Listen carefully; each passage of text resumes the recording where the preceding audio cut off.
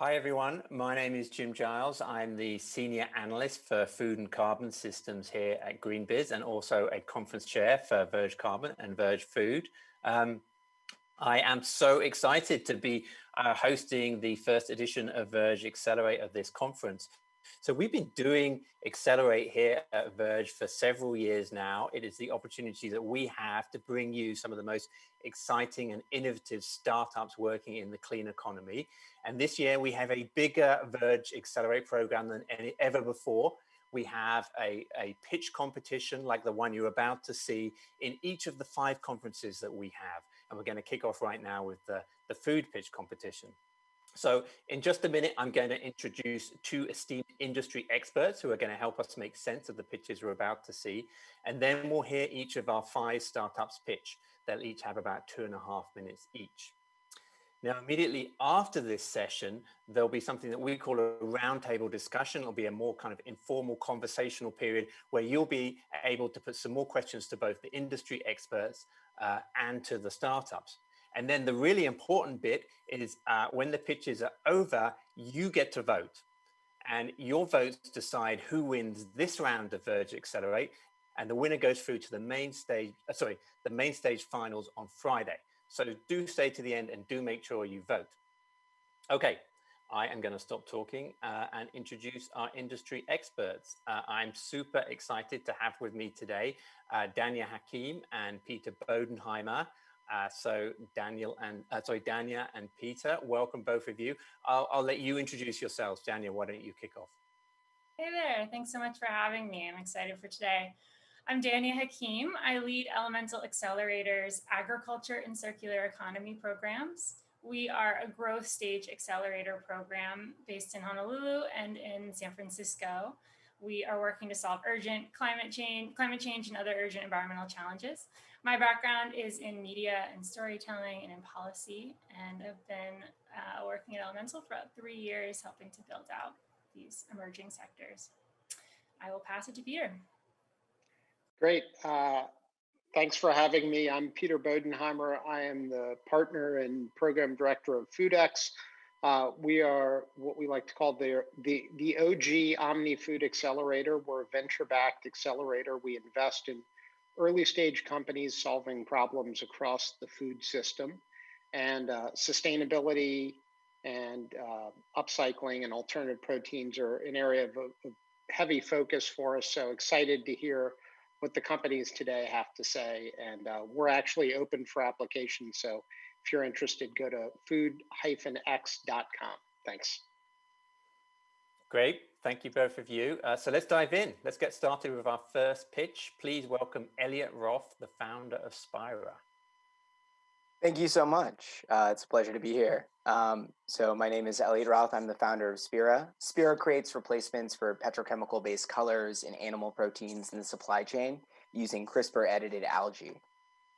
And so have you ever walked around after it rains and seen this rainbow shimmer on top of the asphalt? Well, surprisingly, that rainbow color is in the foods you eat, the clothes you wear on your skin, and the cosmetics we wear on our bodies. That leftover oil gunk that you're eating is something that plenty of people want to displace. And it's surprisingly a large market, a $16.1 billion market opportunity. And particularly in the food sector, all of these companies have made agreements to displace the artificial colors by 2022. And now you got red from beets and orange from carrots, yellow from turmeric, but there's really no good option for blue in nature until now. My team has developed a natural blue colorant called Electric Sky. This blue is a suitable replacement for blue dye #1 and can do everything from Gatorade to blue jeans. And don't take it from me, one of our clients said, if you can make a stable natural blue, they would buy as much of it as we could produce. This has led to over 1,000 prospective clients in our funnel, setting up about $33.6 million in billable revenues that we can't fulfill because we have a lack of access to capital on hand. And so the way that we actually work is we cultivate the strains ourselves. We send it over to contract farmers in developing countries. Then they send us back the raw material, which we process into this beautiful blue, as well as a plant-based protein that's perfect for plant-based milk and meat companies. And so right now we have 22 farms in our network. It means that we have virtually no capital expenditure and very low operating expenditure. And using this network in these giant outdoor open ponds, we're able to employ over 100 farmers indirectly, capture thousands of tons of CO2, and shift over 65 companies to healthier, more sustainable ingredients, driving over $103,000 in top-line revenue in the first couple months of the pandemic. And so the team has a deep background of expertise in biotechnology, agriculture, and food. And we're looking for support and help as a means of expanding our operations in the cosmetic space, as well as deepening our investment and understanding of the carbon economy. And so looking forward to working with all of you in the future. Thank you. Thanks so much, Elliot. That's super interesting. We've got just a couple of minutes to get reaction. Danya and Peter, tell me, what were your thoughts on that? Well, I'll start, I guess. Great presentation in a very short period of time.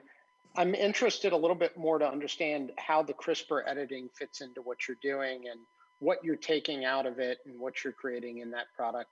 And then also the economics of it. So you need capital to get this moving. What is sort of the structure of what you need? Is it about manufacturing capacity? Is it about operating capital?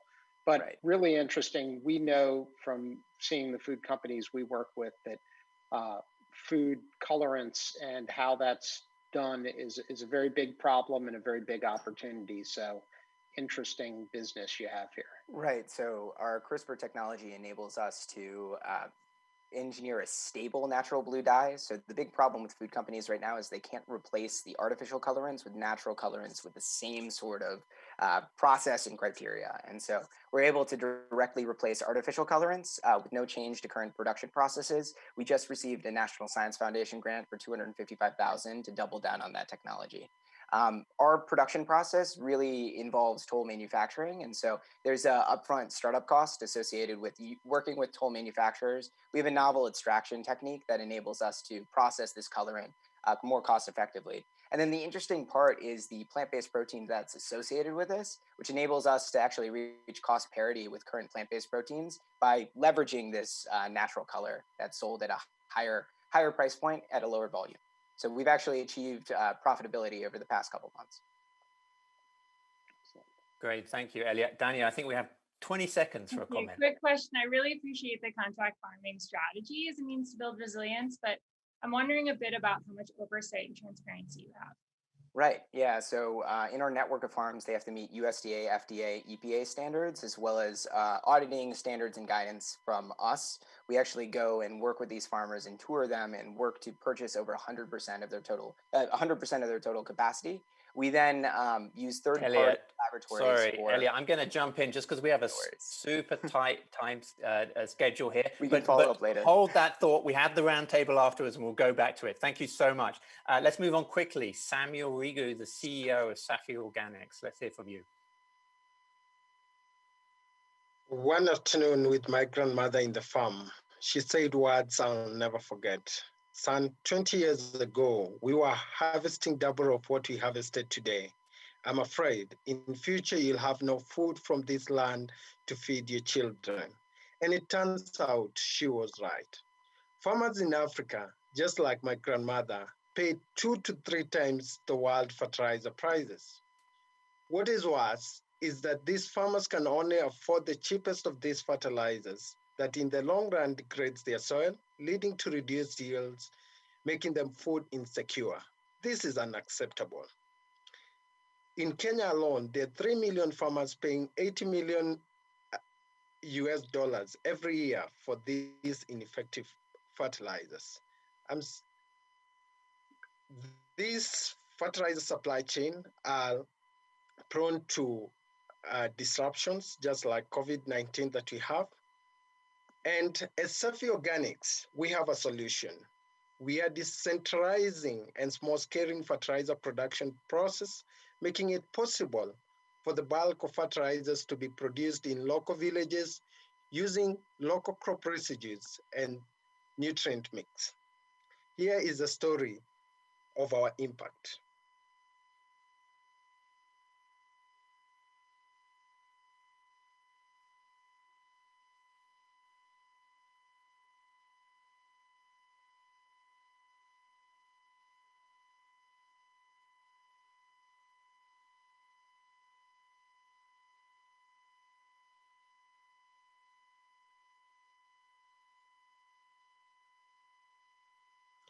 We have 4,000 farmers who are using our product. And together with our partners, we have created jobs valued over 800,000. And in the coming years, we look to expand to different regions and to 3 regions in Kenya, and by the end of next year, to go to Tanzania. We look for expansion partners, and you can be part of this to make farmers a reality. Samuel, thanks so much. Super interesting again. Danya and Peter. Danya, why don't you start first, because I cut you off last time. Give us your thoughts on that. Yeah, that was great. Thank you so much for sharing. Well, I have lots of questions that we can talk about them more in a bit. Could you talk a little more about your sales strategy? Is it direct to farmers? Yeah, could you elaborate a bit more? Currently, we reach our farmers through their aggregator groups like cooperatives and farmer groups. And that is our first, that is what we are using currently. But as we go along, we are also in talks with distributors where the farmers can get to access our product from their agro input shops. Great, thank you, Peter. And did you have a question? Sure, thank you, Samuel. I'm curious, when you talk about the distributed production, can you tell us a little bit more about how you do that and what are the key pieces of making that work across a wide geography? What happens is farmers mostly will get their product within the agro input shops, and these are located across the country. So to get our product to these agro input shops, we have partnered with a company like Downtown Distributors, who distribute product to farmers. However, in terms of the fact that we are producing in local villages, our distribution network is not very wide. We target to have at least 100 kilometers radius, so that is not very wide. So it is very much easy to get to most of those agrovets within that locality. So we set up our own production unit within a local village and distribute within 100 kilometers. This will cut on the cost of distribution. Therefore, farmers will get the product at a very affordable price. Thanks, Samuel. That's great. Let's go straight on to our next pitch now. It's Mark Lim, who's a strategist at NamZ. Hi, everyone. I'm Mark from NamZ, and I would like to introduce you to Bambara milk, a nutritious and sustainable plant milk made from a crop known as the Bambara groundnut. So why do we need another plant milk? First, because most popular plant milks today, being soy, almond, and oat milks, do not satisfy both criteria of being nutritious and sustainable. We know that soybeans require fertile land, which contributes to the loss of the Amazon rainforest. Almond requires a lot of water, which makes it unsustainable. Further, both almond and oat have low protein content. Bambara groundnut, on the other hand, is not only protein rich, but emits the least amount of greenhouse gases and uses the least amount of land and water. The second problem is that none of soy, almond, and oat are commonly grown in either Africa or Southeast Asia. So in order to enhance food security in these regions and provide farmers there with new incomes, we need to find a crop that not only grows there, but can also be processed into a plant milk. And that is the Bambara groundnut. So why do we pick this crop? First, it is nutrient dense, containing about 25% protein and important micronutrients like calcium and iron. Second, it is climate resilient, capable of growing on poor, dry soils. These are photos taken of the smallholder farmers in Ghana who grow the Bambara groundnut for us. They do so with very little water and without the use of fertilizers and pesticides. And we are working with them to find out how we can scale up cultivation sustainably. Thirdly, the Bambara groundnut is a nitrogen-fixing legume, which means that it can rehabilitate degraded land. These are photos taken by our partner who has successfully cultivated viable quantities of Bambara groundnut on abandoned palm oil plantation land in Malaysia. So how do we make Bambara milk? We have developed proprietary processes and formulations to attain certain sensory and nutritional targets. You can see that Bambara milk has good foaming qualities and its color is most similar to that of cow's milk. Our business model is a self-sustaining one.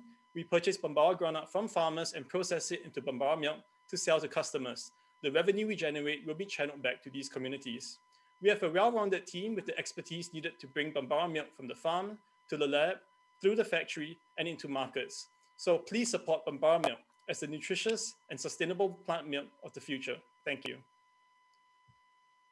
Thanks, Mark. That's really interesting. You know, and obviously you're getting into a sector here which is pretty busy, but also growing rapidly.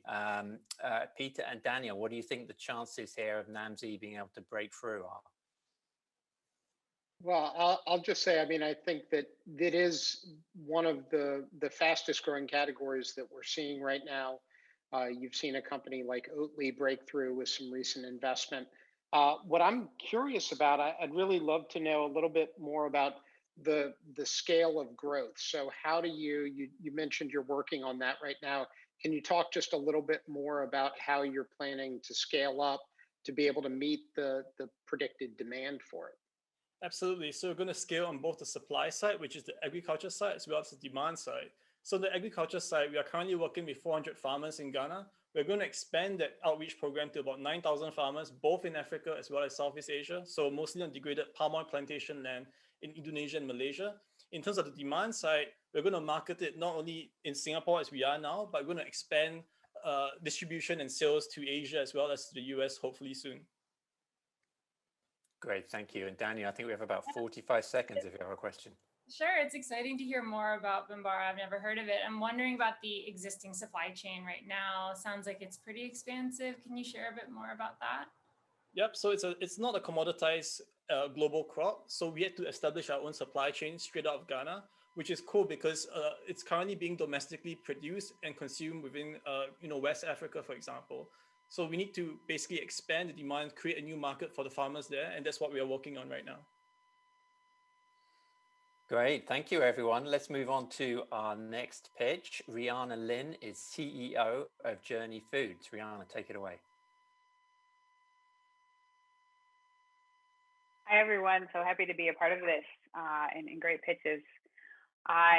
So let me jump over to the clicker. Journey Foods, we are an Austin-based company. Our goal is to bring as much data and great reliable software to the thousands of folks that are behind millions of products every single day. Great, it's working. You know, at Journey Foods, we're really focused on a huge problem, and that is a $3 trillion packaged foods industry. The number is set to eclipse $900 billion this year in the U.S. alone, especially in the wake of growth in the grocery market in the U.S. And consumers now, on a daily basis, take in a caloric intake around 70% of these manufactured processed foods as a part of our system that have a significant impact on chronic disease as well as the environment. And so with the overall need in the market, with almost 40,000 now makers being a part of the community, as well as very broken supply chains, as well as time to get new innovative products to the market. At Journey Foods, we're really thinking about how we can restore what the future of the food science, R&D, and product management workforce looks like.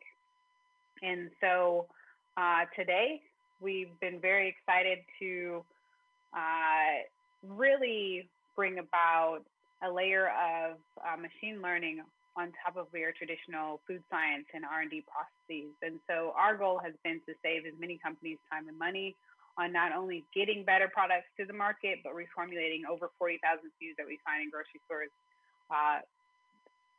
every single place across the world. And what's been so exciting here is that we've gotten a lot of our customers down to just a handful of trials as they come up with new recipes. But additionally, we've focused on bringing just a quality experience. So we're connecting with all of the supply chain management tools, ERPs, everything from Google Sheets to big houses like SAP, and really bringing a team of food scientists and engineers down to a wonderful package so that we can redefine what this market looks like. And we've now worked with companies small and large. We've raised a significant amount of money over the last few months, and we're looking to hire and get the ground running with pilots as soon as possible here.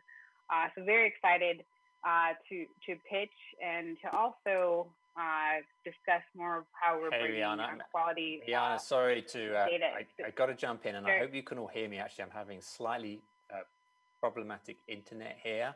Riana, sorry to have to jump in and cut you off, but we are at time. I'd love to hear what Peter and Danya, what stood out for you there. Yeah, thank you so much, Riana. I appreciate it. I wondered if you could expand a bit more about what you mean by better products. You talked a little bit about nutrient density, a little on sustainability. If you could add a bit more there. Yes, so we have three main pillars that we focus on with our data, and that's making products more healthier on the functionality and nutrition side, as well as scanning for opportunities to improve the overall sustainability of the products and ingredients that companies already have in retail. And so we're pulling in up to the minute analytics on everything from water use to greenhouse gas emissions on the individual ingredients and packaging of products, and helping our customers with a recommendation engine to reformulate or find alternatives. And I guess just very quickly, I'll ask, when you think about your customer base, is it really larger companies reformulating, or is it early stage companies creating new products, or which is sort of the better audience for you at the get-go here? That's a great question. So we believe companies like Spira are great from, sort of the supply side, where we can offer in match for alternatives, but we've been targeting larger companies that are about 20 million in revenue plus, have dozens of team members on R&D side. We, however, will be opening up our platform for startups at a much faster clip to come on demo and find services at a cheaper level in Q1, but we have traditionally targeted and now targeting larger companies. Got it. Thanks.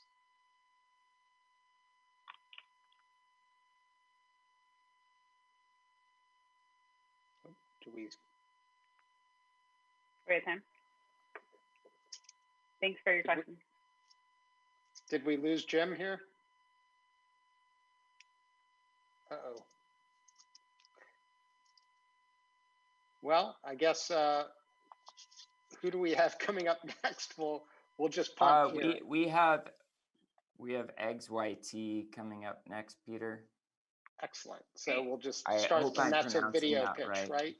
Yeah, we'll play the video right now. Great. Yehuda, a grandson of Israeli egg farmers, and I'm going to show you some magic. This is an egg. What's inside? Male, female? Can you tell? Well, hatcheries can't tell either. And so each year we waste billions of dollars and unnecessarily incubate, hatch, and kill 4 billion male chicks. Why does this happen? There are two types of chickens, broilers for meat and layers for eggs. Male layers can't lay eggs. They're too skinny to be sold for their meat. That means we send 8 billion fertile eggs to hatcheries. They're incubated for 3 weeks, and only then after they hatch are they manually identified as male or female by human chicken sexers. That is actually a profession. So 50%, the male chicks are immediately disposed of, wasting billions of dollars. But this is about to change. eggXYt makes it possible to count your chickens before they hatch. Here is my co-founder, Professor Danya of Tel Aviv University, using eggXYt, our scanner, capable of detecting the sex through the eggshell pre-incubation. The egg on the left shows no signal, it's female. The egg on the right glows because we pick up a signal from a biomarker inside it, it's male. Let me reveal the secret. We use CRISPR, a Nobel Prize-winning gene editing tool. We edit the genes of chickens so all the eggs laid are sex-detectable in a non-invasive way. eggXYt acts as a gatekeeper at the entry point of the hatchery, allowing only eggs with females inside to enter, keeping the male eggs outside, unincubated, so they can be sold as eggs to the farm or other industries. The beauty is that only the males are biomarked, so the females that reach market are 100% identical to what we consume today. This is a game changer. We're saving lives, money, carbon footprint, turning waste into a product, and creating a new label of premium, ethically grown male chick culling-free eggs. Now is the time to act. CRISPR is an incredible new technology opening a whole new world of possibilities, which is why people like Bill Gates are getting behind it. To add to this, governments and the public are increasingly aware of the cruel practice of male chick culling and are enacting legislation to bring it to an end. The solutions at market today cannot comply with the evolving regulation, making eggXYt the only day zero sex detection solution that meets the industry needs. eggXYt is powered by a team of top-notch scientists and experienced business professionals. Our mission is to enable a sustainable future in the livestock industry. We're about to launch a $20 million round. Proceeds will go towards commercializing our flagship product as well as to our product pipeline. If you'd like to help us solve the chicken and the egg problem, vote for us. Thank you. Great, thank you. And I'm sorry, everyone, I had internet problems here. Hopefully now all resolved. So we can't hear from Yehuda, as you know, he has a travel conflict. But Danya and Peter, I would love to hear your thoughts on his pitch. Yeah, it was great. It was quick. Excited to learn a bit more about what they're up to. He mentioned other industry uses for the male eggs. I'd love to hear more about that, the anticipated demand there and what industries. Also love the idea of reducing waste and male die-off in the poultry industry, but just wondering about the regulatory journey for the company. You mentioned it briefly, but want to hear a little more on that. And then if there's any consumer pushback to date or if they haven't had any challenges there. Yeah, it's interesting. We've seen a couple of companies addressing this space because it is a big problem in terms of the culling. And on some level, you feel like, well, we're moving away from traditional industrial produced animal proteins, but that won't happen overnight. So the market for this kind of solution is obviously very meaningful. I think there are regulatory hurdles. I would imagine that that's a big part of what their funding is going towards. But it's certainly a problem we're solving, and it's another place, it's the second time we've heard CRISPR mentioned today, and obviously that's a pretty game-changing technology that's getting into all aspects of the food system and beyond. Yeah, CRISPR is super interesting and something that I'm hoping we'll have more time to discuss in the roundtable, which is coming up in just a couple of minutes. So a couple of things to say before then. So Peter and Danya and all the startups, hopefully all of them, will be in the roundtable. So do head over there for more discussion. If you look to the left of your screen, you'll see a link to sessions. You click there and you'll see a link to the roundtable. But before you go, just also note that your votes determine who wins this round of Accelerate and who goes through to the main stage final on Friday. If you're not going to the roundtable, go ahead and vote now. If you need more time to think, you can vote anytime during the next 30 minutes between now and the close of the roundtable. You will find the vote in the poll section just on the right side of your screen. I also want to encourage everyone to reach out to the founders of the startups we've had here today. One of the great things about Verge is that this is an incredibly diverse audience that spans pretty much all of the clean economy. We want to do as much networking as possible, even though we can't actually all be in the same room. So use the People tab. You'll see that next to the Polls tab. Search for the name of any of the startup founders you want to connect with, and you can shoot them a message that way. So I think that's it for me, other than to say apologies for the internet problems. I hope you managed to get through all the pitches. I thought they were fascinating. Do head over to the roundtable for further discussion. And Peter and Danya, thank you so much for joining me, and for all the founders for joining me as well.